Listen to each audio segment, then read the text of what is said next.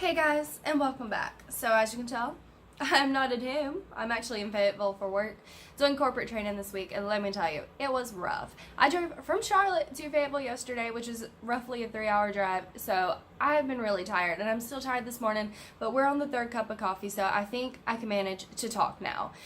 I think. We will see. So I want to talk about this fantasy novel that I just finished writing, and I was going to take a break from it and then get into editing it, but then this crazy thing happened where I think I'm just going to scrap the entire book.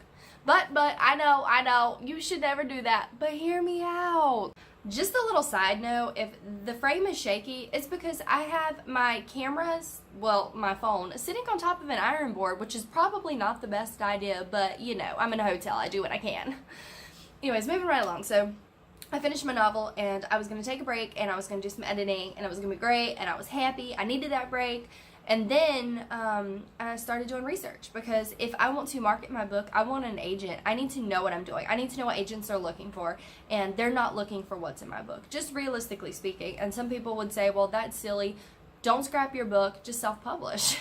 But I kind of want to traditionally publish, at least my novel.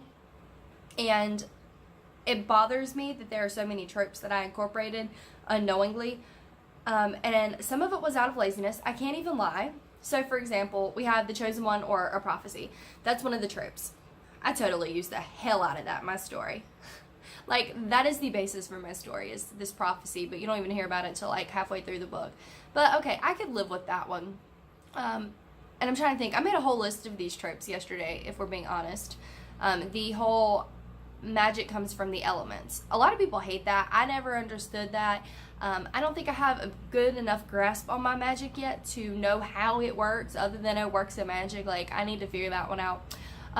But the trope that bothers me the worst is that magic comes naturally to my main character. And that's when I said, you know, I was being lazy. That was me being lazy. I didn't sit down and think about how she's going to fail at magic before she gets good at magic. No, it was easier for her to just be, wow, girl, I didn't know you were so good at magic. Crazy. It doesn't happen. And on top of that, I have some other tropes. Like, you think I'm lying. I have a whole list. I have the, what else did I miss? The mentor. There's some mentor-ish type figures, which I think that's kind of necessary, and the comedic relief, which I tried to implement, and I was very unsuccessful at that as well. So basically, I'm just like throwing a bunch of crap at my book because I see where I failed. I see where I took tropes, and instead of making them unique and my own, I just used what they are for what they are, and it's not successful.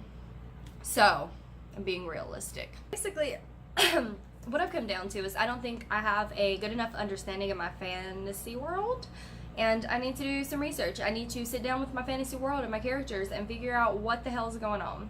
And in the meantime, I think, believe it or not, I'm going to try doing contemporary romance. Why? Because I am a hopeless romantic. I've always been.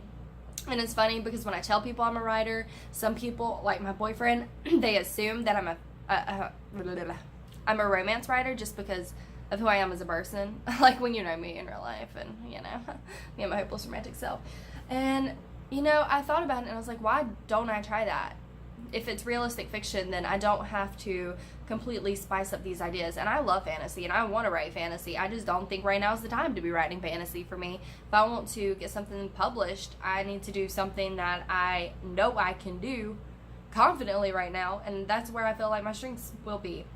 Now, mind you, I tend to write things and then a dragon appears on page 1, which I've said before. So that might happen, and then I might have to scrap the contemporary idea. It's not impossible that it might not happen. I don't know. But I'm at least going to give it a try. So that's where I'm at with this story. I'm not scrapping it.